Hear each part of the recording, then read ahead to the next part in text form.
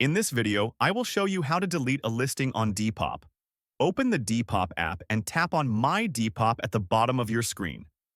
From here, scroll through your active listings and select the one you want to delete.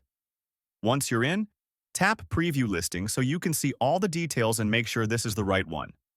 At the top right, tap the three-dot menu and from the pop-up options, choose Delete Item.